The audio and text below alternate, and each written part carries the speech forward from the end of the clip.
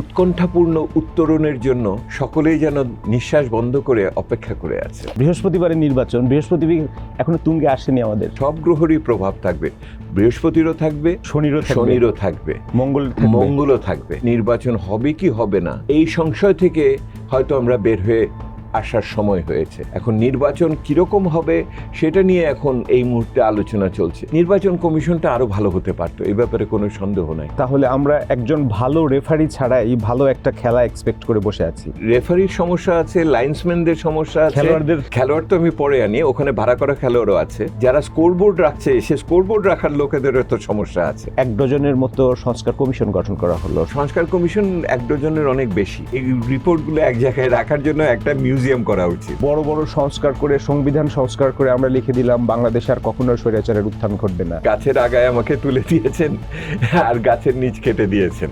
তো এইটাই তো পরিস্থিতি। কথা ছিল জঞ্জাল পরিষ্কার করবেন, জঞ্জাল তো বাড়িয়ে দিয়ে গেলেন। এটাই তো সমস্যা হয়ে গেল। এবং এইটা যে হলো, এটা কি আপনার নকশার অংশ হিসেবে হলো নাকি আপনার অপদার্থতার কারণে হলো, এইটা এখন বিচার বিবেচনা আগামী দিনে আপনার টকশোতে হতে থাকবে।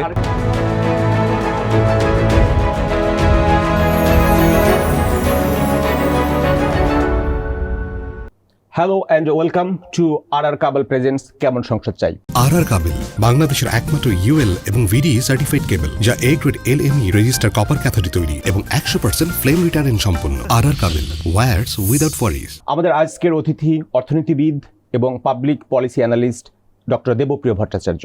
ডক্টর দেবপ্রিয় ভট্টাচার্য গবেষণা প্রতিষ্ঠান CPD distinguished fellow, citizen platform for এসডিজির আহ্বায়ক, বাংলাদেশ অর্থনীতির অবস্থা পর্যালোচনার জন্য অন্তর্বর্তীকালীন সরকার গঠিত শ্বেতপত্র প্রণয়ন কমিটিরও তিনি প্রধান ছিলেন। ডক্টর দেবপ্রিয় ভট্টাচার্য, আপনাকে আমাদের স্টুডিওতে স্বাগতম। ডাকার জন্য অনেক ধন্যবাদ। আপনি কেমন আছেন? আপনি বলেন, দেশ জাতি যেরকম আছে আমি তার অংশ হিসেবে একই রকম আছি। তাহলে পরবর্তী প্রশ্ন সেটাই করি। বৃহস্পতিবার নির্বাচন, দেশ জাতি কেমন আছে? আমরা সংবিধানের প্রস্তাবনায় যেমন বলে থাকি we the people of Bangladesh, আমরা বাংলাদেশের জনগণ। আমরা বাংলাদেশের জনগণ কেমন আছি? হ্যাঁ, বাংলাদেশের জনগণ তো আর কোনো অখণ্ড সত্তা না। এক এক মানুষ এক এক রকম আছে, তাদের আর্থিক পরিস্থিতি ভিন্ন, তাদের সামাজিক পরিস্থিতি ভিন্ন, তাদের রাজনৈতিক চিন্তাভাবনা ভিন্ন। সেহেতু এই ব্যত্যয়গুলোর উপর নির্ভর করে আপনি কোন মানুষের কথা বলছেন। সেহেতু কেউ কেউ হয়তো খুবই এই মুহূর্তে আশাবাদী হয়ে উল্লসিত আছেন, কেউ কেউ হয়তো মনমরাভাবে আছেন, তাদের সম্ভাবনা আগামী দিনে কি দাঁড়াবে সেটা নিয়ে দুশ্চিন্তায় আছেন।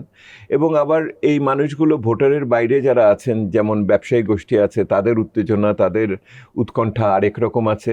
আমাদের নাগরিক সমাজও ভিন্ন ধরনের উৎকণ্ঠার ভিতরে আছে। সেহেতু একটা উৎকণ্ঠাপূর্ণ উত্তরণের জন্য সকলেই যেন নিঃশ্বাস বন্ধ করে অপেক্ষা করে আছে।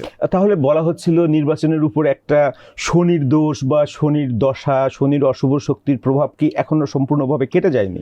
বৃহস্পতি কি এখনো আমাদের তুঙ্গে না? বৃহস্পতিবারের নির্বাচন, বৃহস্পতি এখনো তুঙ্গে আসেনি আমাদের। বৃহস্পতি না শনি নাকি আপনি মঙ্গল গ্রহ না মঙ্গল আছে, সেইটি এখন দেখার বিষয়। সেহেতু যখন আকাশের আমরা বিভিন্ন গ্রহ দেখি, একই সাথে তো পুরোটাকেই দেখি আর কি। সেহেতু আগামী দিনে কোন গ্রহ যে কোনখানে বেশি প্রভাব ফেলবে সেটা এই মুহূর্তে বলা খুবই মুশকিল। তবে সব গ্রহেরই প্রভাব থাকবে, বৃহস্পতিরও থাকবে, শনিরও থাকবে, মঙ্গলও থাকবে। সেহেতু এই তিনটের ভিতরে আমি মঙ্গলকে সর্বাপেক্ষা বড় করে আনা যায় কিভাবে, সেটা নিয়ে চিন্তার ভিতরে থাকি। সেইটাকে আনার জন্য কি কোনো অনিশ্চয়তা এখনো কাজ করছে কিনা? অনিশ্চয়তা তো জীবনের অংশ। আবার আমি সেইভাবে আপনাকে বলছি, মানে সাদা কালো দিয়ে এটা বোঝানো মুশকিল। এটা সবটাই ধূসর বর্ণের ভিতরে, কোনো সময় কালো ধূসর, কোনো সময় একটু ফর্সা ধূসর। তো এই এখন যতই নির্বাচনটা আসছে আমি মনে করছি যে কালো ধূসর থেকে আমি সাদা ধূসরে যাচ্ছি। কারণ নির্বাচন হবে না এরকম একটা আশঙ্কা তো আরও অনেকের মনের ভিতরেই ছিল। এবং তারপরে এসছে যে এই নির্বাচনটা অনিবার্য হয়ে উঠছে যখন, তখন হয়েছে যে সেই নির্বাচনটার গুণগত মান কী হবে। তারপরে যেটা এসছে, নির্বাচনের ফলাফল যেটা আসবে সেটাকে আত্মস্থ করবে জাতি কিভাবে, কি প্রক্রিয়ার মধ্যে দিয়ে, সেই উৎকণ্ঠা এখন রয়েছে। সেহেতু নির্বাচনের গুণমান এটার থেকে নির্বাচনের ফলাফল, সেই ফলাফলের তাৎপর্য কি হবে সেটা নিয়ে এখন ক্রমান্বয়ে চিন্তার ভিতরে আসছে। তাহলে এতদিন সরকারের পক্ষ থেকে যে বলা হলো সবচেয়ে ভালো এবং ঐতিহাসিক নির্বাচন হবে, কিন্তু নির্বাচনের 2-3 দিন আগে এসেও আপনি বিভিন্ন প্রশ্ন যেগুলো তুলে ধরছেন, তাহলে এটা কি ঐতিহাসিক সবচেয়ে ভালো নির্বাচন হবে না? এটা তো ফলনীয় পরিচয়তে, ফল দিয়ে বোঝা যাবে গাছের কতখানি গুণমান আছে। সেহেতু ওইটা আমি মনে করি মাননীয় প্রধান উপদেষ্টার হয়তো আকাঙ্ক্ষার একটা জায়গা থাকতে পারে, কিন্তু আকাঙ্ক্ষার সাথে সক্ষমতার তারতম্য তো হতেই পারে, এবং সেই তারতম্য যে হয়েছে সেটা তো আমরা প্রতিদিনই অনুভব করছি। সেটা আপনার প্রার্থী নির্বাচনের প্রক্রিয়ার ভিতর থেকে আপনার সেটার ভিতরে যে সব ভোটারের অংশগ্রহণের সম্ভাবনা আশঙ্কা থেকে, ওটার ভিতরে যেভাবে নির্বাচনী প্রচারণা হচ্ছে তার ভিতরে সেই পুরনো কায়দায় অর্থ, বিত্ত, পেশি এইগুলি আবার প্রাধান্য পাচ্ছে কি না, এই অসংখ্যগুলো রয়ে যাচ্ছে। একই রকমভাবে সবাই ভোট দিতে যেতে পারবেন কি না, যাওয়া গেলে পরেও তাদের সেই ভোট ঠিকমতো গণনা হবে কি না, বুথ দখল হবে কি না, আনার পথে ওখানে আবার হাইজ্যাক হয়ে যাবে কিনা, এই সমস্ত রয়েছে। এমনকি যারা কুটিল মানুষ আছেন তারা মিডিয়া কুয়ের কথাও বলছেন। সেহেতু ওইটা পুরো প্রক্রিয়াটা না শেষ হওয়া পর্যন্ত আমরা বলতে পারবো না।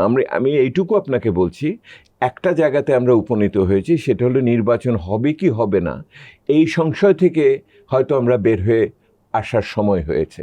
এখন নির্বাচন কীরকম হবে সেটা নিয়ে এখন এই মুহূর্তে আলোচনা চলছে।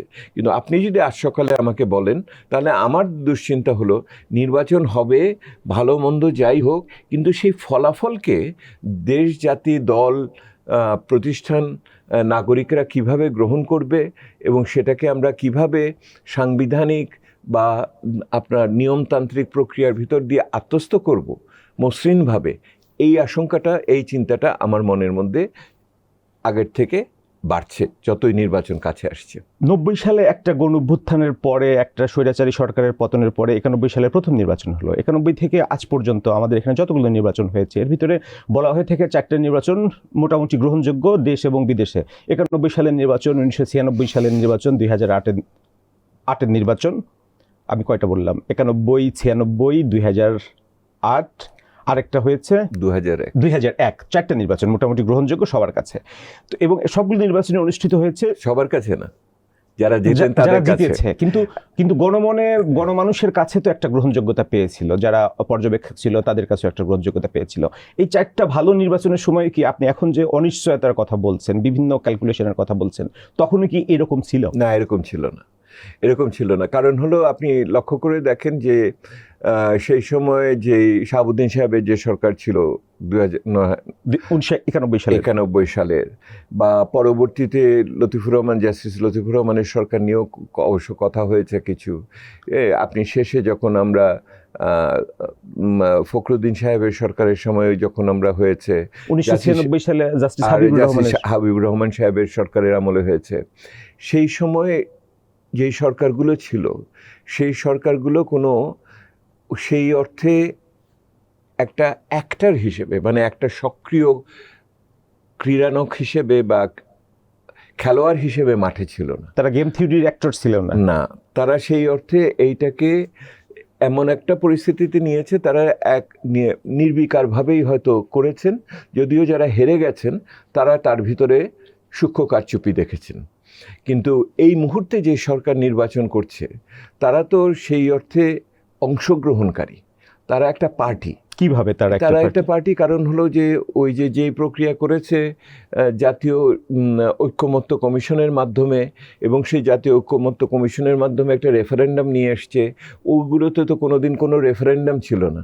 এই রেফারেন্ডামের তো এই সরকার একটা পার্টি, এই সরকার এটার একটা অংশ, এবং সেটা তারা হ্যাঁ ভোট দেওয়ার জন্য বিভিন্ন পক্ষকে উৎসাহিত করছে, সরকারি ব্যবস্থাকে ব্যবহার করেছে, যদিও নির্বাচন কমিশন না বলেছে তারপরেও এটা অব্যাহত আছে। নির্বাচন কমিশন তাদের প্রচারণা শুরুর মানে যখন তারা প্রজাতন্ত্রের কর্মকর্তা কর্মচারীদেরকেও বলছে, তাদের সাথে মিটিং করেও বলছে যে আইনি কোনো বাধা নেই, আপনারা প্রচারণা করতে পারবেন, কিন্তু নির্বাচন কমিশন চুপ ছিল। 1 মাস পরে তারা বলছে কিন্তু, যেটা হলো প্রজাতন্ত্রের কর্মকর্তা কর্মচারীদেরকে হ্যাঁ বা নায়ের পক্ষে অংশ নেওয়ানো দণ্ডনীয় অপরাধ। আপনি তো এই নির্বাচনের অন্যতম যে দুর্বল জায়গা, সেই নির্বাচন কমিশনকে আপনি বিষয়কে, তাদের ভূমিকাকে উত্থাপন করলেন।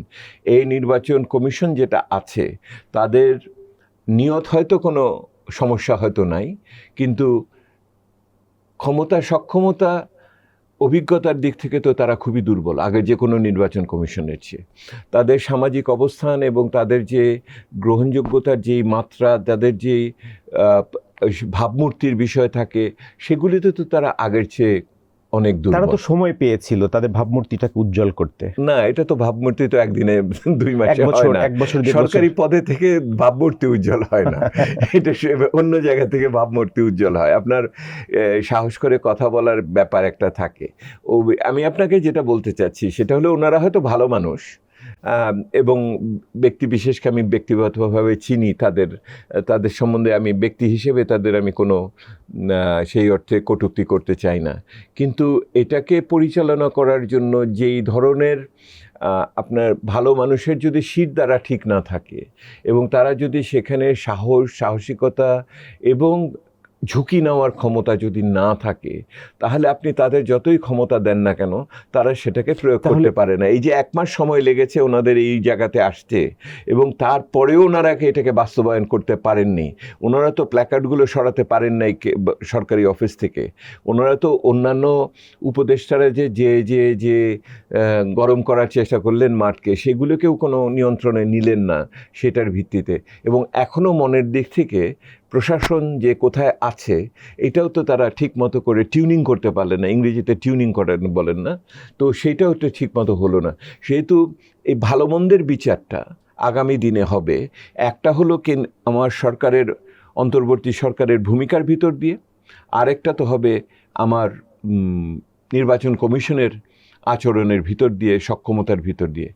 আরেকটা হবে সেটা হলো স্থানীয় প্রশাসনের যোগ্যতা, দক্ষতা, তাদের নিরপেক্ষতার ভিতর দিয়ে। এবং চতুর্থত হবে আইনশৃঙ্খলা বাহিনীর কিভাবে তারা পরিস্থিতিকে সামাল দেয় এবং সক্রিয়ভাবে আইনশৃঙ্খলা রক্ষা করা, মানুষকে নিরাপত্তা দেওয়া, ভোটারদের বিপন্ন অবস্থা থেকে মুক্ত করা ইত্যাদি। সেহেতু এখানে 3-4টি বড় ধরনের চলক রয়ে গেছে, তাদের আচরণের দিকে আমাদের মনে রাখতে হবে।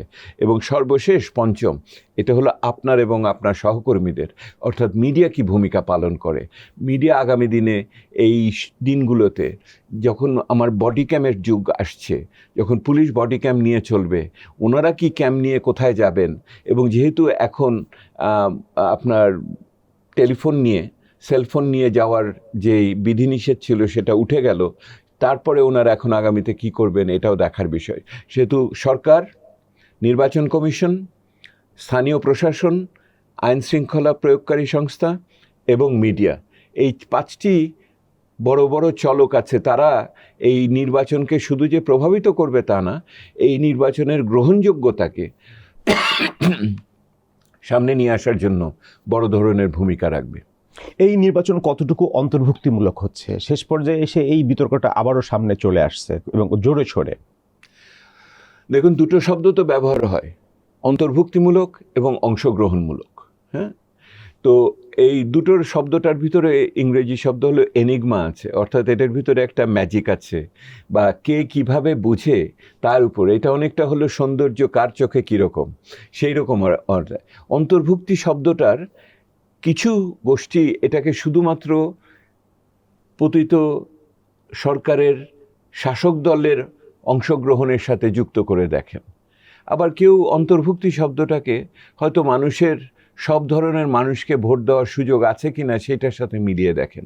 আমার পার্বত্য চট্টগ্রামের কথা বলতে পারি, দলিতদের কথা বলতে পারি, হিজড়া সম্প্রদায়ের কথা বলতে পারি, ধর্মীয় সংখ্যালঘুদের কথা বলতে পারি, আমার উর্দু ভাষাভাষী মানুষগুলো যারা আছে তারা আছে ইত্যাদি, তাদের অংশগ্রহণকেও দেখেন। তো অন্তর্ভুক্তি শব্দটার একটি সংকীর্ণ অর্থ আছে, সেটা হলো আওয়ামী লীগের অংশগ্রহণের বিষয়ে। আর একটা বৃহত্তর অর্থ আছে, সেটা হলো সামগ্রিকভাবে ভোটারদের আসার ক্ষেত্রে কোনো প্রতিবন্ধকতা সৃষ্টি হয়েছে কি হয় নাই, দুটোর ক্ষেত্রেই তো সমস্যা আছে, এটা আমরা তো জানি।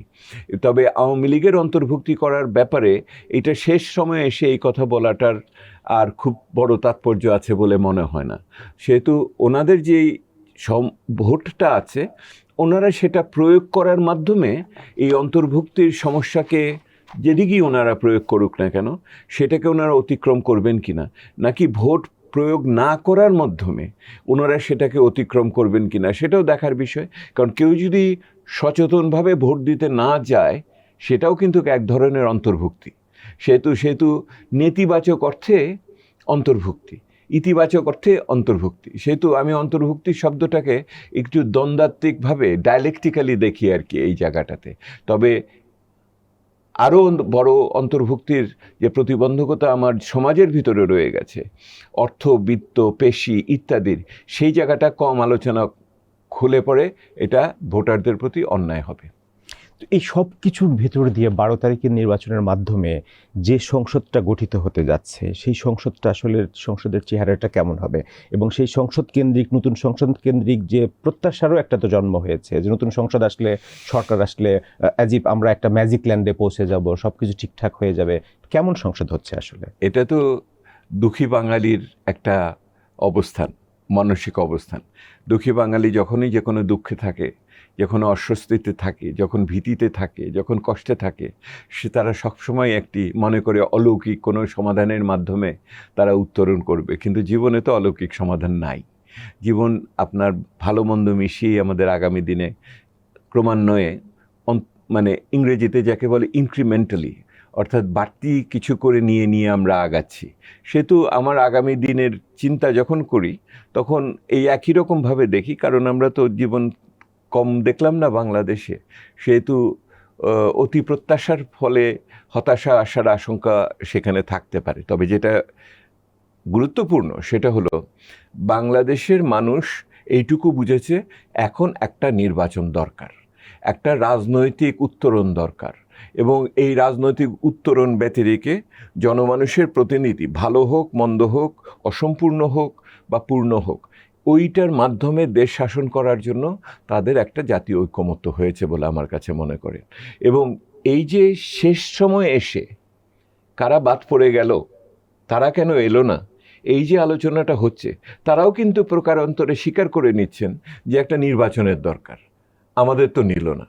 তো এইটাকে আমি একটা ইতিবাচক উপলব্ধি হিসেবে জাতির আমি দেখি, যে একটা রাজনৈতিক উত্তরণের প্রয়োজনীয়তা অনুভব করছে, এবং সেইটা মনে করছে যে একটা পরিস্থিতি থেকে আমরা একটা সরকারকে অভ্যুত্থানের মাধ্যমে বলেন বা আপনি জনমানুষের জাগরণের মাধ্যমে বিতরণ করেছেন, তারপরে আমাদের একটা পরীক্ষাগারের ভিতরে আমরা ছিলাম, এখন একটা সময় হয়েছে যে এটা থেকে বের হয়ে প্রকৃত জীবনে আবার নতুনভাবে শুরু করা। এই শুরুটা যে হবে, এই শুরুটা হবে নিঃসন্দেহে একটা নতুন ছেদবিন্দু, নিউ বেঞ্চমার্ক।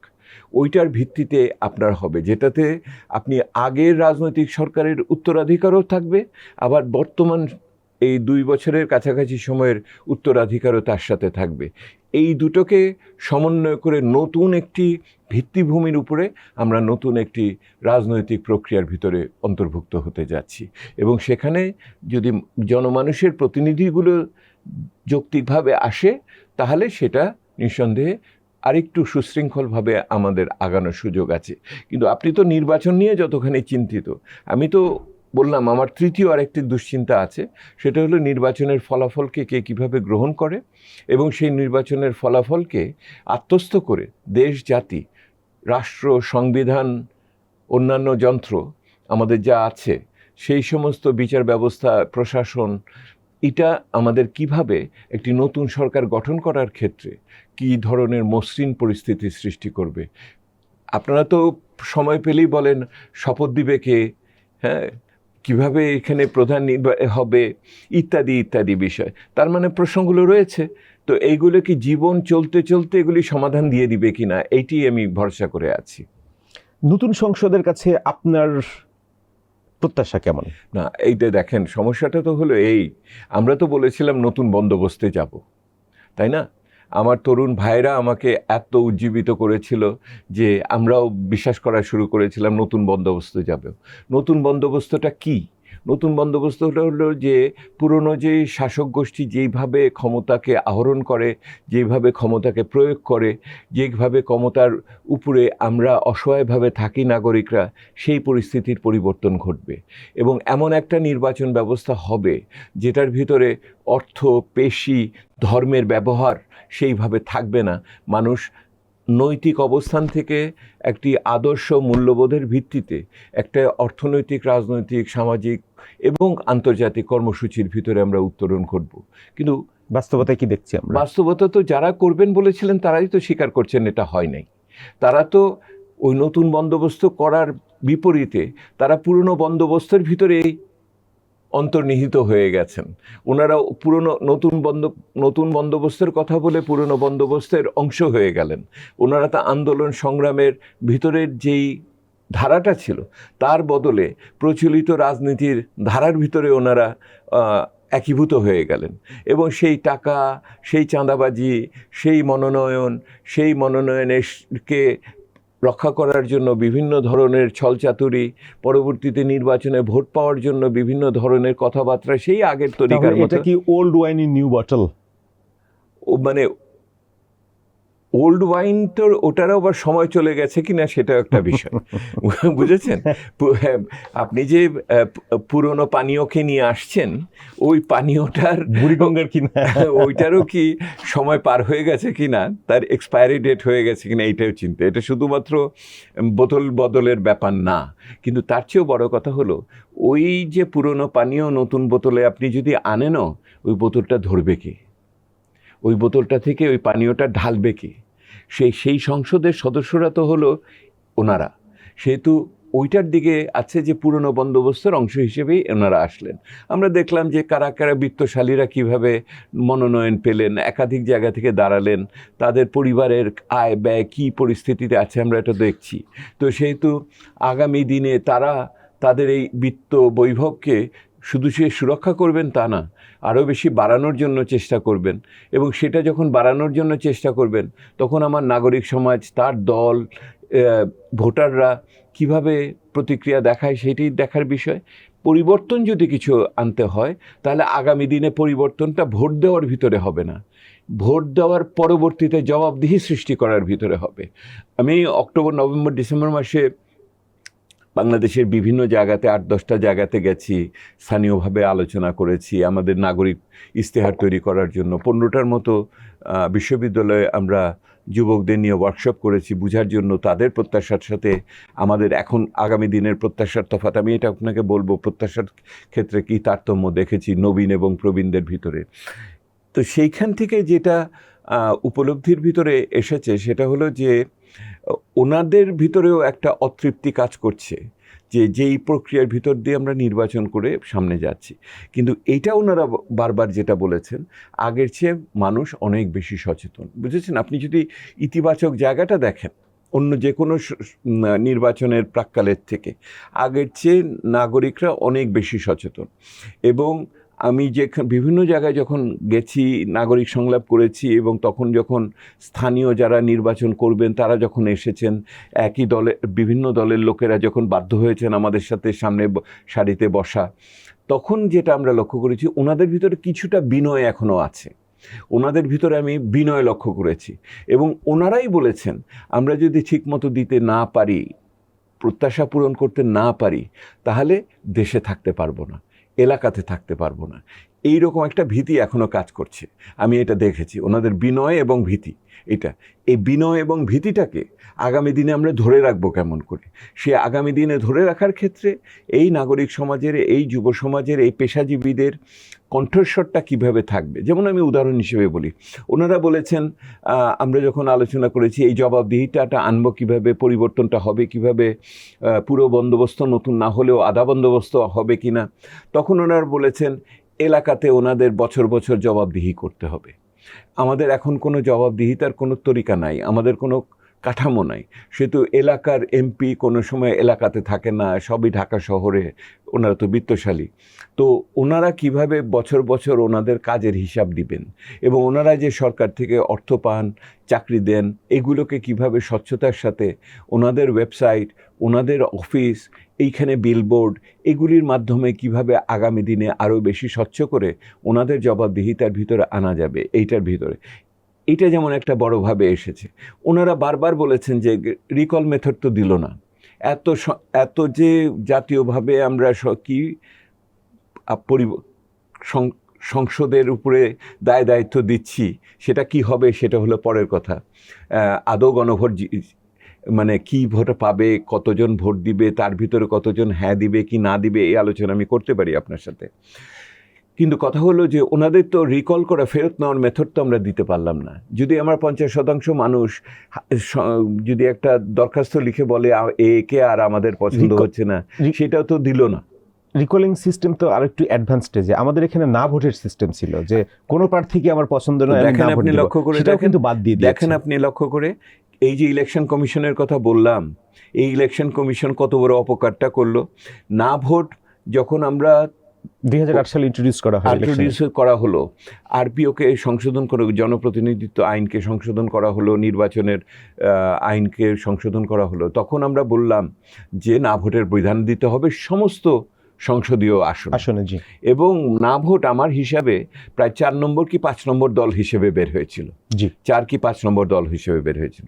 তো আপনি এখন কি করলেন, না যদি কেউ না থাকে তাহলে একজনকে দিব, মানে বিনা প্রতিদ্বন্দ্বিতায় যাতে কেউ নির্বাচিত হতে না পারে। এটা কি রকম একটা কম্পিটিটিভ ইলেকশনে কখনো বিনা প্রতিদ্বন্দ্বিতা, তাহলে আমি নির্বাচন কমিশন সম্বন্ধে আমার সংশয় হবে না, তারা কার পক্ষে হয়ে কাজ করলো, এটা কিরকম কথা? তাহলে প্রথাগত রাজনীতিবিদদের পক্ষে হয়ে কাজ করলো, রাজনৈতিক দলের পক্ষে হয়ে কাজ করলো, নাগরিক ভোটারের পক্ষে হয়ে কাজ করলো না।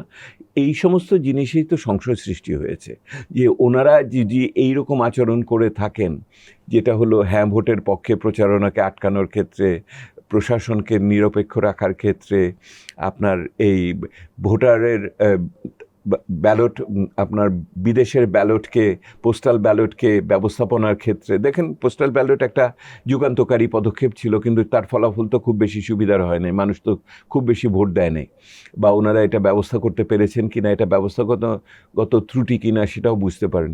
একই রকমভাবে আপনি দেখেন যে ভোটের যে সমস্ত যে সরঞ্জাম সেগুলোকে বিতরণ করার ক্ষেত্রে আপনাকে তো নোটিশ দিয়ে বন্ধ করে দিতে হয়েছে বিভিন্ন জায়গাতে ভোটের উপকরণ বিলি করার ব্যাপারে। সেহেতু নির্বাচন কমিশনটা আরও ভালো হতে পারতো, এই ব্যাপারে কোনো সন্দেহ নাই। কিন্তু আমার যেটা বক্তব্য হলো যে নাগরিকদের যে প্রত্যাশা ছিল সেইটার সাথে ওনারা কাজ করেন নাই। টাকা পয়সার ব্যবহারের ক্ষেত্রে, আপনার কৃত্রিম বুদ্ধিমত্তা ব্যবহারকে নিয়ন্ত্রণ করার ক্ষেত্রে, ওনারা পেশি শক্তি ব্যবহার করার ক্ষেত্রে, না ভোটের ব্যবহার করার ক্ষেত্রে, এমনকি জবাবদিহিতা করার ক্ষেত্রে নাগরিকদের, এই জনপ্রতিনিধিদের, সেটার জন্য কিন্তু পূর্ণ দায়িত্ব পালন করে। তাহলে আমরা একজন ভালো রেফারি ছাড়া এই ভালো একটা খেলা এক্সপেক্ট করে বসে আছি। শুধু রেফারি না তো, লাইন্সম্যানেরও তো সমস্যা। যে রেফারির সমস্যা আছে, লাইন্সম্যানদের সমস্যা আছে, খেলোয়াড় তো আমি পরে আনি, ওখানে ভাড়া করা খেলোয়াড়ও আছে, আর যারা স্কোরবোর্ড রাখছে, সে স্কোরবোর্ড রাখার লোকেদেরও তো সমস্যা আছে। আপনি বুঝতে পারছেন কত জায়গায় অসম্পূর্ণতা নিয়ে আমরা আগাচ্ছি। কিন্তু তারপরেও আমি বলবো আগাতে হবে, এই অসম্পূর্ণতাগুলোকে মোকাবেলা করেই আমাদের আগাতে হবে, এবং এতে থেকে শিক্ষা নিতে হবে যে এইটার পরে আমরা আগামী দিনে কি শিখলাম, যে এইটার কে উন্নতি করার জন্য। আমরা এখন একটু অর্থনীতি প্রসঙ্গে ফিরে আসি। পার্টিকুলারলি আপনার নেতৃত্বে গঠিত যে হোয়াইট পেপার কমিটি ছিল, সেখানে আপনারা গত 2024 সালের, আবার যতটুকু মনে পড়ে 2 ডিসেম্বর আপনাদের রিপোর্টের ফাইন্ডিংসগুলো আপনারা প্রেস কনফারেন্সের মাধ্যমে তুলে ধরেছেন। সেখানে আপনি একটা বক্তব্য দিয়েছিলেন, আমি সেখান থেকে কোট করছি। গত 15 বছরে চামচা পুঁজিবাদ থেকে চোরতন্ত্র তৈরি হয়েছিল, যাতে রাজনীতিক, সামরিক, বেসামরিক আমলা, বিচার বিভাগ সহ সবাই অংশ নিয়েছে। চোরতন্ত্র কি এখনো বিদ্যমান, নাকি এটা বিলীন হয়ে গেছে, নাকি কিছু চোর পালিয়ে যাওয়ার কারণে, কোনটা আসলে এখন পরিস্থিতি? না, চোরতন্ত্র তো পূর্ণভাবে যায়নি। হয়তো বড় ডাকাতের হাত থেকে আপনি ছিচকে চোরের হাতে পড়েছেন হয়তো। জিনিসটা আবার ছিচকে চোরেরও আজকাল শুনি যে আগের চেয়ে অনেক বেশি তারা উপার্জন করে, আগের ছিচকে চোরের চেয়ে। কারণ হলো বাজারের যে পরিস্থিতি। আমি আপনাকে যেটা বলতে চাই সেটা হলো যে গত সরকারের আমলে, যাকে আমি লুটপাটতন্ত্র বলেছি, সেটা হয়েছিল যে আগে ছিল চামচা পুঁজিবাদ, ক্রনিক ক্যাপিটালিজম। তো চামচা পুঁজিবাদের ভিতরে আপনি কিছু লোককে দিতেন, তারপরেও তারা বিনিয়োগ করতো, চলতো, ইত্যাদি ইত্যাদি। এখানে যেটা হয়েছিল সেটা হলো গুটি কয়েক মানুষ, যাদের আমরা অলিগার্ক বলি, তাদের উত্থান ঘটেছিল, ক্লেপ্টোক্রেসি। তো ওইটার হয়েছিল, এটার সুযোগ পেয়েছিল কারণ দেশের ভিতরে কোনো গণতন্ত্র ছিল না। আর ওই সরকারকে গণতন্ত্রের বদলে উন্নয়নের দৃশ্যমান প্রকল্প দিয়ে তার নৈতিকতা, যৌক্তিকতা অথবা তার বৈধতাকে আনতে হয়েছে। সেজন্য ওই রাজনৈতিক ব্যবস্থার অবশ্যম্ভাবী পরিণতি হিসেবে ওই ক্লেপ্টোক্রেসি বা চোরতন্ত্রের উদ্ভব হয়েছিল এটার ভিতরে। ওই চোরতন্ত্রের পিছনে একদিকে কাজ করেছে যে রাজনীতিবিদরা, একদিকে কাজ করেছে আপনার ব্যবসায়ী গোষ্ঠী, আর আমলারা দেখেছে আমার সামনে দিয়ে এগুলি হচ্ছে, তাহলে ওরা পারলে আমি কেন না। শুধু তাদেরও রাজনৈতিক অভিলাষ আসলো, কারণ হলো রাজনৈতিক অভিলাষের মাধ্যমে তারা এই প্রক্রিয়াকে নিয়ন্ত্রণ করতে চাইলো। এবং বলার অপেক্ষা রাখে না, প্রধানমন্ত্রীর কার্যালয়ে এইটার সবচেয়ে কেন্দ্রবিন্দুতে অবস্থান করলো। এটার সাথে আরও দুই একটি বাংলাদেশ ব্যাংকের গভর্নর যুক্ত হলো, জাতীয় রাজস্ব বোর্ডের চেয়ারম্যান যুক্ত হলো, এরকম আরও অন্যান্যরা যুক্ত হলো, যেখানে অর্থ আছে, আপনার বিভিন্ন প্রকল্প করার সুযোগ আছে, সেটা জ্বালানি থেকে আরম্ভ করে আপনার ভৌত অবকাঠামোর বিভিন্ন জায়গায় হলো, এবং পরে এটা শিক্ষা, স্বাস্থ্য সব জায়গাতেই চলে গেল ক্লেপ্টোক্রেসিতে। অটোক্রেসি না, প্রথমে ক্রনিক ক্যাপিটালিজম, চামচা পুঁজিবাদ আসলো আপনার ক্লেপ্টোক্রেসি বা চোরতন্ত্রে, সেটা থেকে আপনার অলিগার্কসের উত্থান হলো। এবং একদিন রাজনীতিবিদরা আবিষ্কার করলো, তারা যে অলিগার্ককে বানিয়েছিল, ওই হাতে গোনা নামগুলো আমি বলতে পারি, অনেকগুলি এস দিয়ে আসবে, তো ওই তারা আর তাদের নিয়ন্ত্রণ করছে না, ওরা তাদের নিয়ন্ত্রণ করছে। এবং এই একটা পরিস্থিতিতে তারা কিন্তু রাজনীতিবিদরা অসহায় হয়ে গেল। আপনারা যদি সেই আমলের প্রতি সরকারের শেষ দিকে যদি রাজনীতিবিদদের সাথে কথা বলতেন, তাহলে দেখতেন তাদের অসহায়ত্ব আপনার আমার অসহায়ত্বর চেয়ে কম ছিল না, কারণ তারা অনুভব করছিল রাজনীতি আর রাজনীতিবিদদের হাতে নাই, এই কথাটা তো চালু হয়ে গেছিল। সমস্যাটা যেখানে হলো, এই অন্তর্বর্তীকালীন সরকারের আমলে, আমি এটা অনেকবার বলেছি, আবার বলতে পারি, সেটা হলো আমরা দেখলাম যে রাজনীতিবিদরা পালিয়ে গেল দেশের বাইরে, প্রতিবেশীদের কাছে বা অন্য কোথাও। আর যারা ব্যবসায়ী ছিলেন তারা কেউ কেউ অন্তরালে চলে গেলেন, তারাও কেউ পালালেন, কেউ অন্তরালে চলে গেলেন। কিন্তু এই সরকার যেভাবে তারা গত 1.5 বছরের উপর দেশ পরিচালনা করত, তার ফলে সংস্কার বলেন, বিচার বলেন, আগামী দিনে নির্বাচন বলেন, এইটার ক্ষেত্রে তারা খুবই আমলাদের উপর নির্ভরশীল হয়ে গেল। অর্থাৎ আমলা গোষ্ঠী আবার স্বরূপে আবির্ভূত হলো, শুধুমাত্র হয়তো আগে যারা ছিলেন তাদের সরিয়ে আগে যারা হয়তো কিছুটা নির্বাসিত জীবনযাপন করতেন তাদের নিয়ে আসলেন। কিন্তু ডিএনএর দিক থেকে তারা একই। ডিএনএর বাংলা কি? আমরা ডিএনএ খুবই পরিচিত শব্দ। তো তাদের যেই মানে জীবন বা তাদের আচরণ নির্ধারণ করে যেই জৈবিক প্রক্রিয়ার ভিতর দিয়ে, সেটা তারা একই রকম, এটার আচরণ, কারণ এটা প্রতিষ্ঠান একটা, সেটার ভিতরে। সেহেতু লুটপাটতন্ত্র বন্ধ হওয়ার ক্ষেত্রে একটা বড় যেটা দাঁড়ালো, সেটা হলো যে আমলাতন্ত্র ওই আগের মতোই তার আচরণ করা শুরু করলো। এটার প্রক্রিয়াটার আপনার প্রকাশটা কিভাবে? প্রকাশটা হলো, আপনি যতগুলো কমিশন হয়েছে, আমার শ্বেতপত্রের কমিটির যে সমস্ত সুপারিশ ছিল, বা জাতীয় ঐক্যমত্যের জন্য যারা কাজ করেছেন, এই যে 30-40টা আমাদের যেই সমস্ত কমিটি রিপোর্ট হয়েছে, সেই কমিটি রিপোর্টের প্রধানরাই তো বলেছেন আমলাতন্ত্রের প্রতিবন্ধকতার কারণে, অসহযোগিতার কারণে সংস্কার করা যায়নি। এইটি তো ভিতরের লোকেরা আমাদের বলছেন। অবশ্য কেউ কেউ বলেছেন যে এটা শুধু আমলাতন্ত্র না, তার সাথে কিছু উপদেষ্টারাও ছিলেন।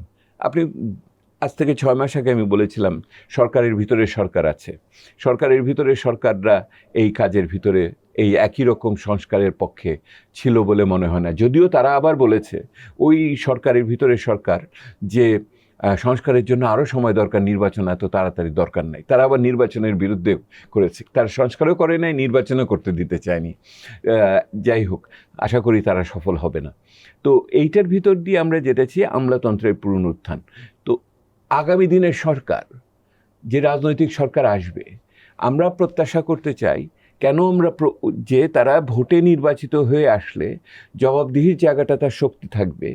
আগে যেহেতু ওই পতিত সরকার কোনো নির্বাচনের মাধ্যমে ভোট করে আসে নাই, দিনের ভোট রাতে করেছে বা ডামি ইলেকশন করেছে অথবা বিনা ভোটে নির্বাচিত হয়েছে, সেহেতু তাদের সেই নৈতিক অবস্থানটা ছিল না। আগামী দিনের যে সংসদ সদস্যরা আসবে তারা ওই নৈতিক অবস্থানটা নিয়ে আসবেন এবং সেটাকে প্রয়োগ করবেন, এই প্রত্যাশার ভিতরে আছি। সেটা শুরু হওয়া উচিত তো সংসদ থেকেই, কারণ কনস্টিটিউশনাল ম্যান্ডেট তো সেরকমই যে আপনার cabinet collectively accountable to parliament.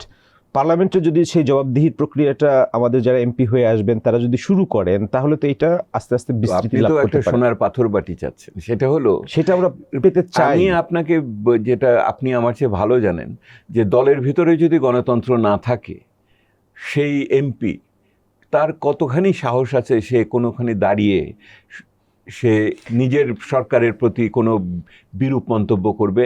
আপনি ওই সংবিধানের ৭০ ধারা ছেড়ে দেন, যদি দলের ভিতরে গণতন্ত্র না থাকে তাহলে তারা ওই কথাগুলো বলতেই সাহস করবে না। তাহলে আমরা এবং তারা দেখবেন, আপনি লক্ষ্য করে দেখবেন, আমার জন্য একটা লিটমাস টেস্ট হলো সংসদীয় স্থায়ী কমিটিগুলোর প্রধান কে হয়। সংসদীয় স্থায়ী কমিটিগুলোতে কে কোথায় যায়, যার ট্রাকের ব্যবসা আছে সেই পরিবহন সংসদীয় কমিটিতে ঢোকে কিনা, যার দেখেন স্কুল কলেজ ইত্যাদি আছে সে শিক্ষাতে ঢোকে কিনা, এইটাই তো এখন দেখার বিষয়। যার জাহাজ আছে এমপি স্বাস্থ্য কমিটির সভাপতি, এইটি তো সমস্যা। তো আমি যেটা আপনাকে বলতে চাচ্ছি সেটা হলো যে এই যে একটা খুবই অসম্পূর্ণ বা সেই অর্থে খুব বেশি সুষ্ঠু নির্বাচনের ভিতর দিয়ে যে হবে, ঠিক আছে, যেটুকু হবে বাস্তবতাকে মেনে নিলাম, কিন্তু তার ভিতরেও যে আমাদের যেটুকু করার আছে সেইটুকু আমরা করতে পারবো। গুরুত্বপূর্ণ একটা প্রশ্ন তুলেছেন, রাজনৈতিক দলের ভিতরে গণতন্ত্র। তো এই সরকারের সময় ১ ডজনের মতো সংস্কার কমিশন গঠন করা হলো, সংবিধান সংস্কার কমিশন ১ ডজনের অনেক বেশি এবং ৪০। এবং আপনি আজকেও এটা আমি বলতে পারি, আমাকে গতকাল একজন জিজ্ঞেস করেছিলেন এই রিপোর্টগুলোর কমিশনের ৪০-৫০টার ভবিষ্যৎ কি। আমি বলেছি একটা কমিশনের জন্য মিউজিয়াম বানানো উচিত, এই রিপোর্টগুলো রাখার জন্য। এটাকে টেক কেয়ার করার জন্য কি আরেকটা কমিশন দরকার? আর এইটা কি না, এই রিপোর্টগুলো এক জায়গায় রাখার জন্য একটা মিউজিয়াম করা উচিত, যে ইতিহাসের সাক্ষী হিসেবে যে আমরা কি ধরনের প্রত্যাশা নিয়ে উচ্ছ্বাস নিয়ে আমরা রিপোর্ট তৈরি করলাম, কিন্তু বাঙালির চিন্তা করার ক্ষমতা আছে কিন্তু বাঙালি কার্যকর করার ক্ষমতা নাই। এটা জাতি হিসেবে কিন্তু একটা প্রতিফলন হিসেবে আমার কাছে লাগবে। আমরা যে খুব বাগ্মী জাতি, এই যে আপনার সাথে কথা বলছি, কথার তো অভাব নাই, কিন্তু কাজ করার ক্ষেত্রে, এটাকে কার্যকর করার ক্ষেত্রে বাঙালি কিন্তু এই সময়কালে আমরা সেই যোগ্যতাটা দেখাতে পারলাম না। যে প্রশ্নটা আমি আপনাকে করতে চাচ্ছিলাম, রাজনৈতিক দলগুলোর ভিতরে গণতন্ত্র, আপনি আমার মিউজিয়ামের চিন্তাটাকে কিন্তু গ্রহণ করেন। আমি মনে করি যে ভবিষ্যৎ প্রজন্মের জন্য কমিশন রিপোর্টের একটা মিউজিয়াম তৈরি করা উচিত। ভবিষ্যৎ সরকারের কাছে আপনার প্রস্তাব রয়ে যাচ্ছে, ভবিষ্যতের সরকার যদি এটা মনে করে, অথবা সিভিল সোসাইটিও যদি মনে করে যে তারা একটা মিউজিয়াম করতে চায়, তারা ওনারাও করতে পারেন একটা মিউজিয়াম। আমি যেটা আপনার কাছে জানতে চাচ্ছিলাম, আপনি বলছিলেন রাজনৈতিক দলগুলোর ভিতরে গণতন্ত্রের চর্চার অভাব আছে। রাজনৈতিক দলগুলোর ভিতরে কিন্তু আপনার আর্থিক স্বচ্ছতারও প্রচণ্ড ঘাটতি আছে। এই সরকারের আমলে আপনি যেটা বলছিলেন ডজনের বেশি কমিশন গঠিত হয়েছিল, রাজনৈতিক দলগুলোর সংস্কার, রাজনৈতিক সংস্কৃতির সংস্কার, সেটা নিয়ে কোনো কাজ জানা মতে হয়নি আমার জানা মতে। তাহলে মূল জায়গায় যদি কোনো সংস্কার না হয়, যাদেরকে আমরা সংসদে পাঠাচ্ছি, সরকার গঠন করছি, এমপি করছি, তাদের ভিতরে যদি ডেমোক্রেটিক প্র্যাকটিসের হ্যাবিটই না থাকে, তাহলে আমরা পলিটিক্যাল ইনস্টিটিউশনগুলোর ডেমোক্রেটাইজেশন চাচ্ছি, অর্থনীতির গণতন্ত্র চাচ্ছি, এই প্রত্যাশাটা আমাদের কতটা বাস্তবসম্মত হবে? বাস্তব তো না। এবং এইটা যে হলো না, এইটাও তো আমাদের বিচার বিবেচনা করে দেখতে হবে যে আমরা একটা অন্তর্বর্তী সরকার পেলাম, বৈষম্য বিরোধী সরকার পেলাম, আমরা একটা অভ্যুত্থান উত্তর সরকার পেলাম। সেই সরকার জানে যে এই বৈষম্যের একটা বড় কারণ সৃষ্টি হয়েছিল দেশের ভিতরে গণতন্ত্র না থাকার কারণে, নির্বাচন ব্যবস্থাকে বিকল করে দেওয়ার কারণে। তো সেইটার একটা বড় কারণ ছিল সেই সময়কার শাসক দলের ভিতরে গণতন্ত্র না থাকা। এবং সেখানে পরিবারতন্ত্রকে বড় বিষয় হিসেবে আসা এবং এইটার ভিতর দিয়ে একচ্ছত্র ক্ষমতাকে কিভাবে কক্ষিগত করা হয়েছিল, এটার ভিতর দিয়ে পুরো রাজনীতি, দেশ, রাষ্ট্র কিভাবে অসহায় হয়ে গেছিল, এটা জেনেও তো এই সরকার করলো না।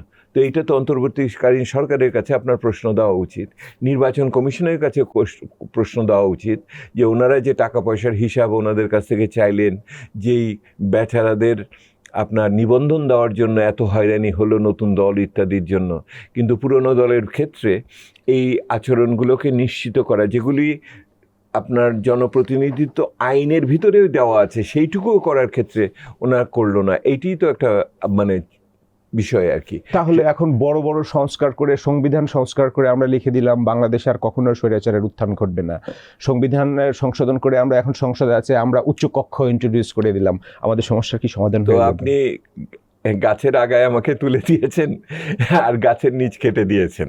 তো এইটাই তো পরিস্থিতি। এই সংস্কার যে হলো না তার একটা বড় কারণ হলো যে এই সংস্কারকে আমরা একটা কাঠামোর ভিতরে কোনো সময় দেখি নাই। অনেক সময় এক একটা সংস্কারকে, উদ্যোগকে, কমিশনকে আমরা চটজলদি বিভিন্ন ধরনের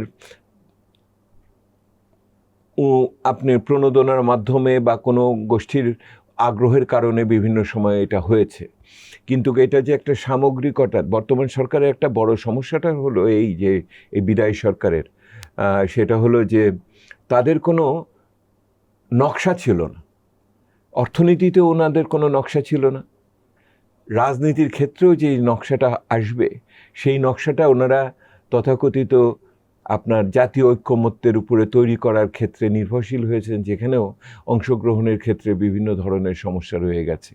এবং রাজনীতিবিদদের বাইরে যে নাগরিক গোষ্ঠী আছে বা অন্য অংশীজনরা আছে, ব্যবসায়ী বলেন ইত্যাদি, তাদেরও সক্রিয়ভাবে সেখানে অংশগ্রহণের সুযোগ সেই অর্থে ছিল না।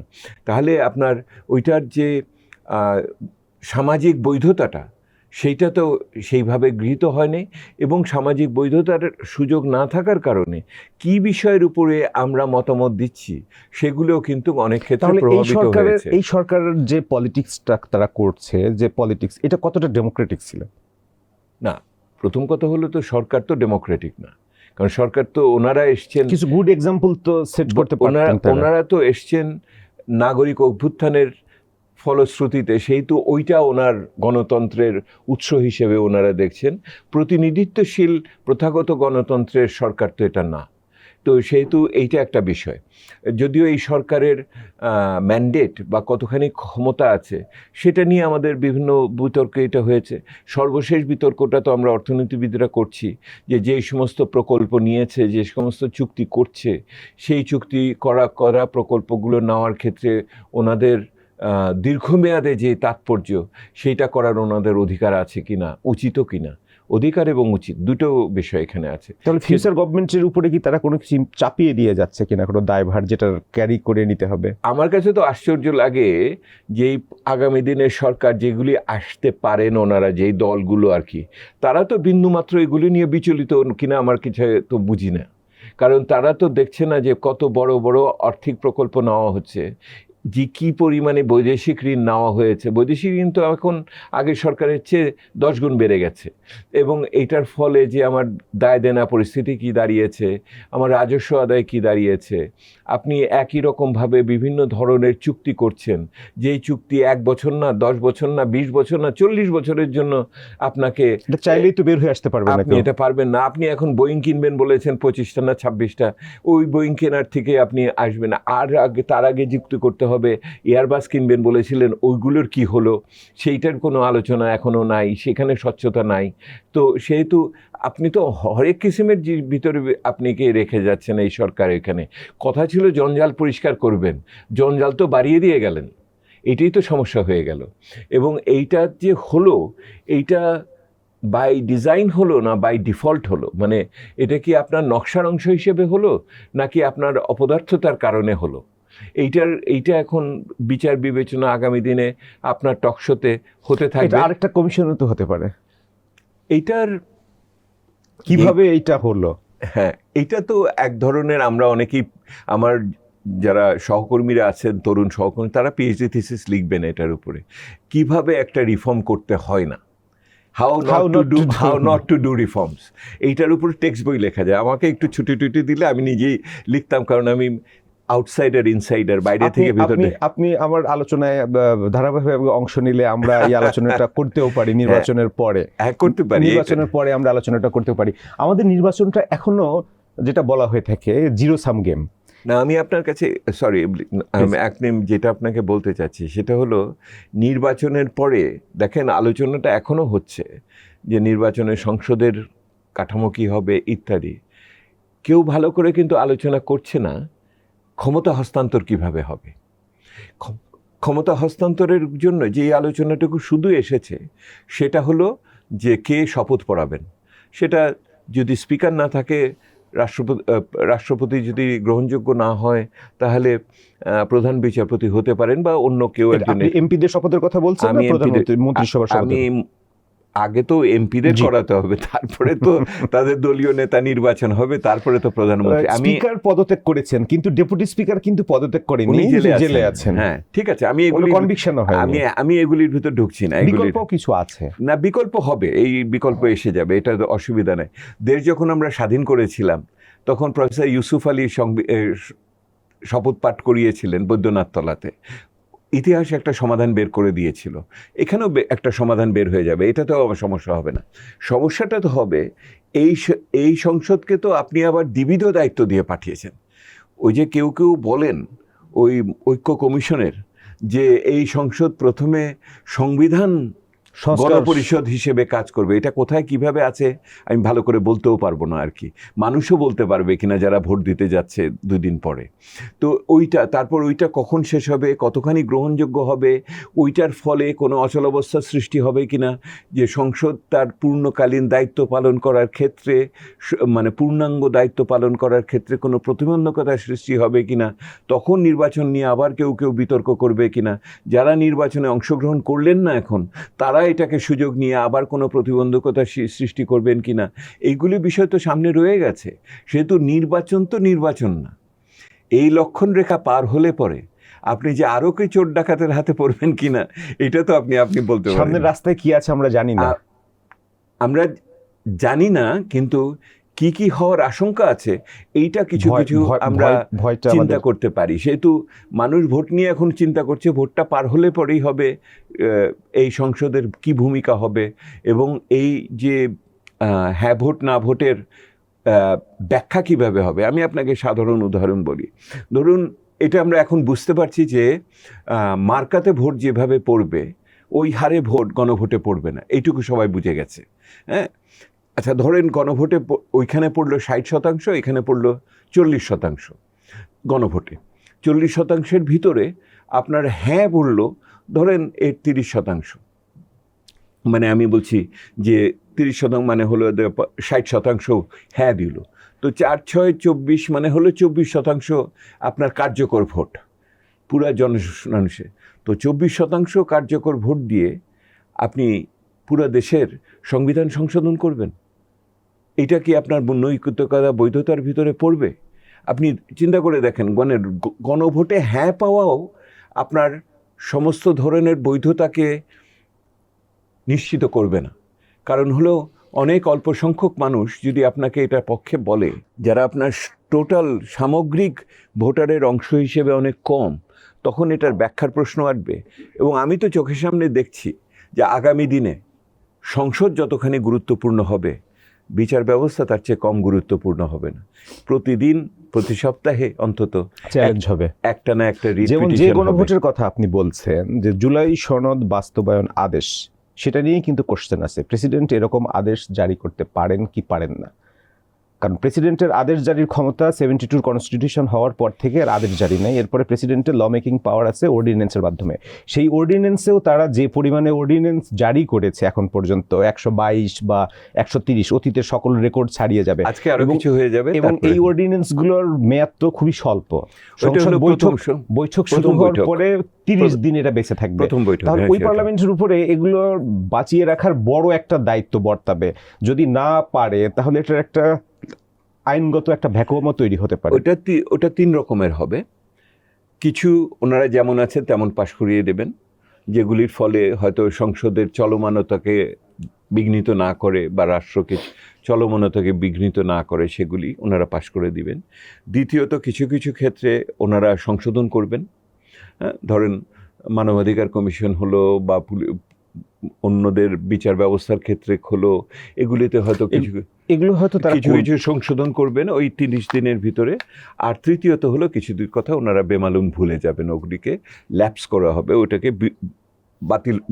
বাতিল হয়ে যাবে আর কি। 30 দিন পার হলে ওটা অটোমেটিক্যালি ডেড হয়ে যাবে। এটা আগে সরকারও বিভিন্ন করেছে সেটার অর্থে, কিন্তু এইবার অনেক তেজস্ক্রিয় বিভিন্ন জিনিসপত্র আছে, এটার অধ্যাদেশ আছে যেগুলো হয়তো মানে তেজস্ক্রিয়তা শুধু সংসদ থেকে বাইরে বের করে দিলেই তো এটা চলে যাবে না, ওটা থেকে যাবে আর কি। সেই জন্য আমি ওই জায়গাটাতেও বড় ধরনের আমি সমস্যা দেখছি আর কি, মানে চ্যালেঞ্জ দেখতে পাচ্ছি আর কি।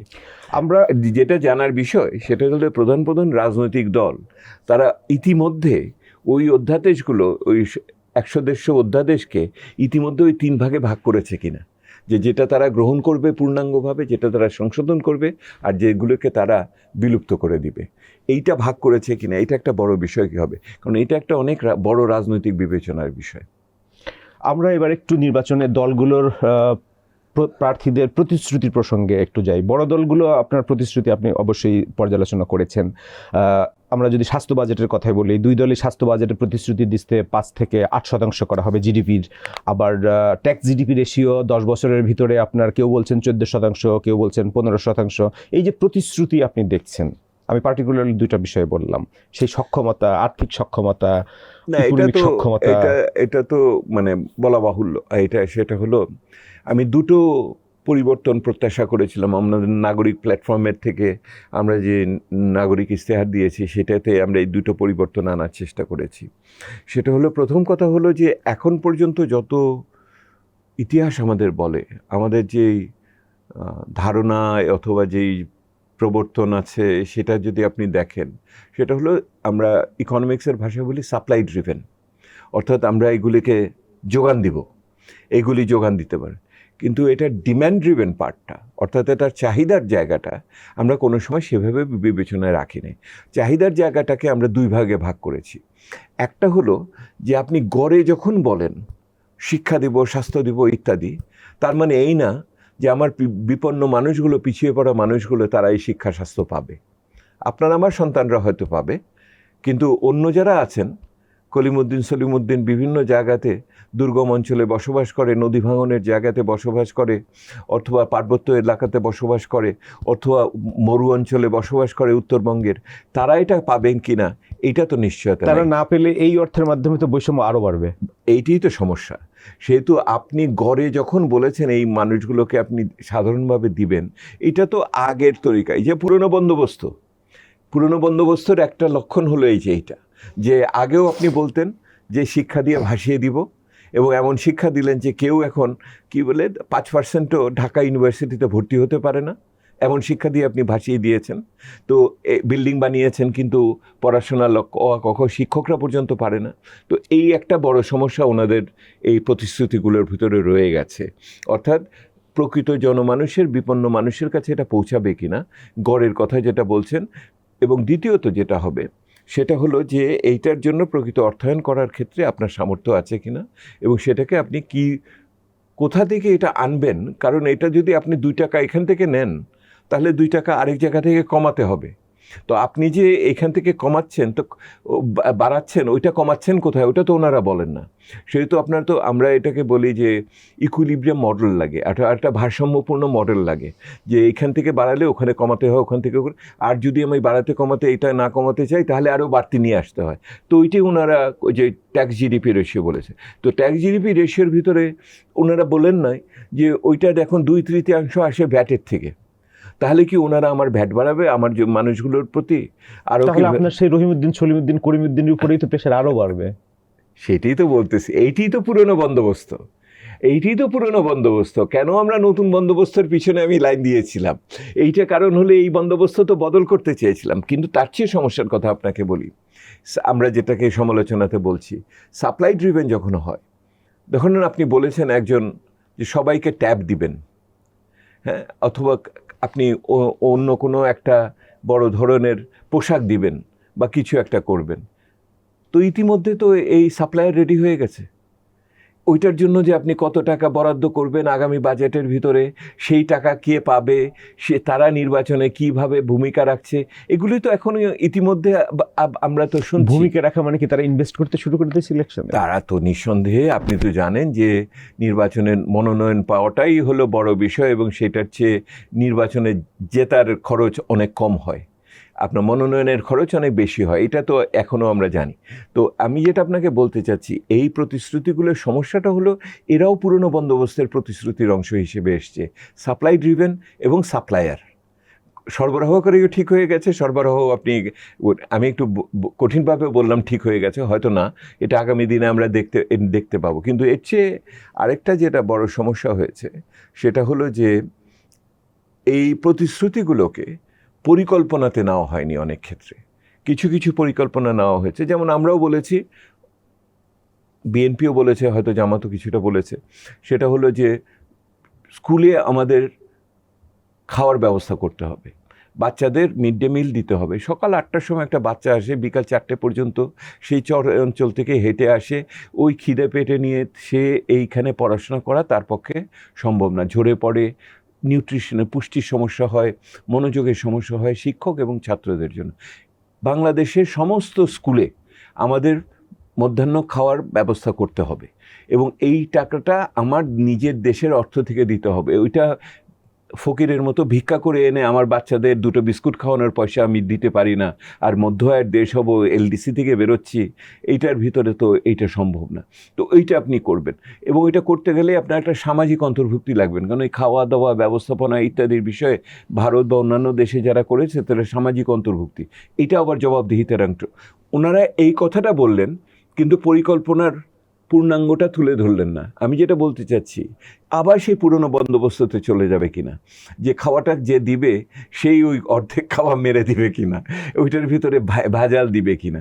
সেহেতু আগামী দিনে এই যে যত আক্ষেপ অনুযোগ করছি, এটার সমাধানের জায়গাটা হলো নাগরিকদের ভূমিকা এবং জবাবদিহিতার জায়গাটা, স্বচ্ছতার জায়গাটা, ওখানে মিডিয়ার বড় ভূমিকা থাকবে। যে নাগরিক সমাজের কথা বলছিলেন, সেই নাগরিক সমাজ এই 1.5 বছরে অন্তর্বর্তীকালীন সরকারের সাথে বিভিন্ন কমিশনে যোগ দেওয়ার কারণে তাদের ভূমিকাটাও বিভিন্নভাবে প্রশ্নবিদ্ধ হয়ে গেছে কিনা? দেখুন, আমি মনে করি প্রথম কথা হলো ব্যবসায়ীদের যেমন বহু রকম আছে, আপনাদের পত্রপত্রিকাও যেমন বহু রকমের আছে, সব পত্রপত্রিকা তো আর এক রকমের এডিটোরিয়াল বা সম্পাদকীয় পলিসিতে চলে না।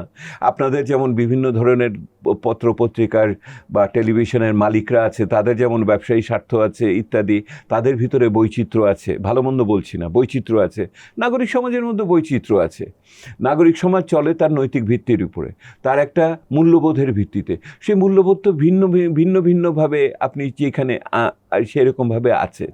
যখন কোনো আমরা যারা উদারপন্থী বা বহুত্ববাদে বিশ্বাস করি, যেই নাগরিক সমাজ যেমন আছে, একই রকমভাবে ধর্মীয় বিশ্বাসের ভিত্তিতেও নাগরিক সমাজ আছে। আপনি তো তাদের অস্বীকার করতে পারেন না, তারা তো এই সমাজে আছে, তারা সেটার ভিতরে।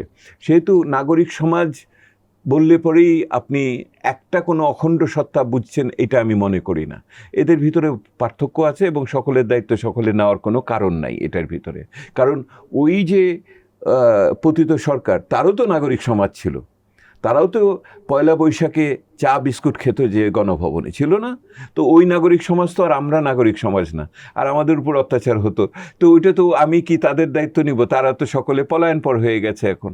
তো ওই নাগরিক সমাজ এটা এখন আপনার দেখতে হবে যে এই নাগরিক সমাজ যে এই সরকারের উপরে আস্থা রেখে বিভিন্ন কাজে প্রথম দিকে সহযোগিতা করেছিল, এখনও যেই কাজগুলোকে নিয়ে তারা গর্ববোধ করে, আমি তো শ্বেতপত্র নিয়ে গর্ববোধ করি, যে আমি মনে করি যে এটা আমরা একটা 3 বছরে বিনা পয়সায় আমার এই 12 জন মানুষ যেভাবে করলো, এবং আমার সিপিডির কলিগরা এবং আমার নাগরিক প্ল্যাটফর্ম, এটা একটা ঐতিহাসিক নাগরিকদের সেই অর্থে অবদান হিসেবে বিবেচিত হবে। কিন্তু একই রকমভাবে যদি কেউ মনে করে থাকেন যে আমি একটা রাজনৈতিক উদ্দেশ্য প্রণোদিত হয়ে নির্দিষ্ট একটি মনোভাবের থেকে তাড়িত হয়ে আমি সংবিধান সংশোধন করব, সেইটার জন্য তদবির করব, আমি ওই অবস্থানকে অপব্যবহার করব, তার দায়িত্ব আমরা কেন নিব? সেহেতু আপনাকে নাগরিক সমাজটাকে, আপনাকে বৈচিত্র্যটাকে স্বীকার করে নিতে হবে। এবং কোনো নাগরিক সমাজ আপনাকে কী ধরনের প্রণোদনা থেকে কাজ করছে, কার পক্ষ হয়ে বা কোন গোষ্ঠীর পক্ষে কাজ করছে, সেটা বড় কথা। আমরা যারা অনেকেই এই নিষেধপত্র লিখেছেন বা কমিশনে আমার বন্ধুরা সহযোগীরা যারা গেছেন, তারা আন্তরিকভাবে একটা সদ্বিশ্বাসের ভিতরে দিয়ে গেছেন, একটা নতুন শুভযাত্রা শুরু করবেন। তারপরে এটা যখন 2 মাস 3 মাস 4 মাসের পরে দেখেছেন, 6 মাসের পরে যে এটার আর আগাচ্ছে না, তাদের ভিতরে হতাশাটা তো অনেক ব্যাপকভাবে প্রকাশ পাচ্ছে। আপনি কি আমার কথার ভিতরে এগুলি প্রকাশ আপনি গত 6 মাস ধরে দেখেন নাই? আপনারা কি ইফতেখার ভাই টিআইবির ওনার কথার ভিতরে আপনারা এটা পাচ্ছেন না?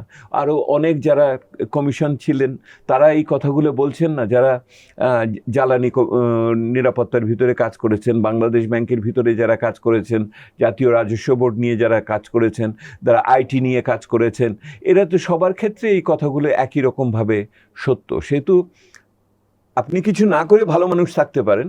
ওটা কি কবিতা? নন্দলাল, আর পাছে কিছু লোকে বলে বলে আপনি কিছু না করতে পারি না কাজ, পাছে লোকে কিছু বলে সদা লাজ সজব হয়, এরকম তো ওই রকম হতে পারেন। তো ওইটা তো ভালো মানুষই করতে পারেন, ওই ভালো মানুষই তো অনেকে করে। ওতে রাতে নিরাপদে সমস্ত বটবাহিনী দিয়ে যে কোনো একটা কথাকে বিভিন্ন ধরনের নেতিবাচক প্রতিক্রিয়া দিতে থাকে। কিছু এইটা হলো না, আগে কেন বললেন না, পরে কেন বললেন, ওইটা বললেন না, এইটা বললেন। একটা গোষ্ঠী আছে না, তারা আপনাকে সর্বদা একটা সমালোচনার মধ্যে রাখতে চায়, কিন্তু নিজে কোনো দিন দায়িত্ব নেবে না, নিজে কোনো ঝুঁকি নেবে না। সে মনে করে যে সব অন্য কেউ করে দিবে, এবং যেটুকু করে দিবে ওটাতে উনি খুশি থাকবেন না। এইটা একটা হতে পারত। তো নাগরিক সমাজ তো ওইটা হয়নি। নাগরিক সমাজ তো ঝুঁকি নিয়েছে, কাজ করেছে, এবং সেটাকে সামনে এগিয়ে নেওয়া যাওয়ার জন্য চেষ্টা করবে। এবং এই কাজ তো শেষ হবে না। একটা সরকার আসবে যাবে, দেশ তো থাকবে, মানুষ তো থাকবে, সমস্যাটাও থাকবে। সেহেতু আগামী দিনে এটা চলমান থাকবে। যেই কাজগুলো আমরা শুরু করেছিলাম, করতে চেয়েছিলাম, কিছু করতে পেরেছি, কিছু করতে পারি নাই, এগুলিকে অব্যাহত রাখার জন্য আগামী দিনেও আমরা চলবে। আমি আপনাকে উদাহরণ হিসেবে বলি, এবং এটাকে মুখের কথা না, আমরা কি শিখেছি, আমি বারবার জবাবদিহিতার কথা বলছি না, এটা শিখেছি যে কণ্ঠস্বর লাগবে, এজেন্সি যেটা ইংরেজিতে বলে, নিজের কথা নিজে বলার শক্তিটা লাগবে, এবং সেটাকে শক্তভাবে ধরে রাখতে হবে। আমরা সিটিজেন্স প্ল্যাটফর্ম থেকে রিফর্ম ট্র্যাকার করেছি। যতগুলো সংস্কারের কথা বলা হয়েছে সেইগুলি এই মুহূর্তে কোন অবস্থায় আছে আপনি ওই আমার ওয়েবসাইটে গেলে, ওই ডিজিটাল প্ল্যাটফর্মে গেলে আপনি দেখতে পাবেন। অর্থাৎ ওইটা কতখানি আগালো। আগামী সরকার একটা বড় কাজ হবে অসম্পূর্ণ এই সমস্ত সংস্কারে, কোনটা তারা করবে কোনটা করবে না, কিভাবে করবে, এটা এইটা যেমন রাখবে। একই রকমভাবে আমরা কমিটমেন্ট ট্র্যাকার করছি। অর্থাৎ যতগুলো রাজনীতিবিদ তারা যে সমস্ত প্রতিশ্রুতি দিয়েছেন, সেই প্রতিশ্রুতি বাস্তবায়নের ক্ষেত্রে তারা কি পদক্ষেপ নিচ্ছেন সেইটা হবে। এবং একই সাথে বিরোধী দলেরও হবে। কারণ বিরোধী দলের থেকে আমি বলেছিলাম, ধরেন দুপুরবেলা খেতে দিব বাচ্চাদের, ওরাও বলেছে দুপুরবেলা খেতে দিব বাচ্চাদের। তারপরে আপনি সহযোগিতা করছেন কিনা দুপুরবেলা আমার বাচ্চাদের খাওয়ার ব্যাপারে, এইটাও আমরা দেখতে চাইবো যে আপনি তো একই কথা বলেছিলেন, ওখানে তো জাতীয় ঐক্যমত্য আছে, তো জাতীয় ঐক্যমত্য আপনি বাস্তবায়নের জন্য সহযোগিতা করছেন না কেন? এটা তো মানুষের জন্য সহযোগিতা, ওই দলকে না। সেহেতু আমরা রিফর্ম ট্র্যাকারের ভিতরে একদিকে দেখব যে অসম্পূর্ণ যে সমস্ত সংস্কার, একই রকমভাবে রাজনীতিবিদরা যে প্রতিশ্রুতি দিচ্ছে সেগুলি ওনারা প্রতিপালন করছে কিনা। আগামী দিনের পরিস্থিতি, পুরানা বন্দোবস্ত থাকবে, কিন্তু নতুন সংস্করণে আসতে হবে। হয়তো নতুন বন্দোবস্ত আনতে পারবো না, কিন্তু পুরনো বন্দোবস্ত আগাগোড়া একরকমভাবে আসবে, এটাও আমি মনে করি না। আমরা শিখেছি, আমরা জেগেছি, আমরা পরিবর্তন চাই। ডক্টর দেবপ্রিয় ভট্টাচার্য, আমাদের আলোচনায় অংশ নেওয়ার জন্য, আমাদের সময় দেওয়ার জন্য আপনাকে ধন্যবাদ। এবং আমাদের কেমন সংসদ চাইয়ের আজকেই এটা শেষ পর্ব। আপনার মাধ্যমে আমরা এই অনুষ্ঠানের সমাপ্তি টানছি। আপনি ভালো থাকবেন, সুস্থ থাকবেন, নিরাপদে থাকবেন। আরও অনেক বিষয় আলোচনার ছিল, বাট আমি সংক্ষিপ্ত করতে হচ্ছে বিকজ আমরা অনেক লম্বা সময় চলে এসেছি। আপনি ভালো থাকবেন। আপনারাও ভালো থাকবেন, সংসদ যেন ভালো থাকে। ধন্যবাদ। ডিয়ার ভিউয়ার্স, আমাদের সাথে থাকার জন্য আপনাদের ধন্যবাদ। আপনারা ভালো থাকবেন, সুস্থ থাকবেন, নিরাপদে থাকবেন।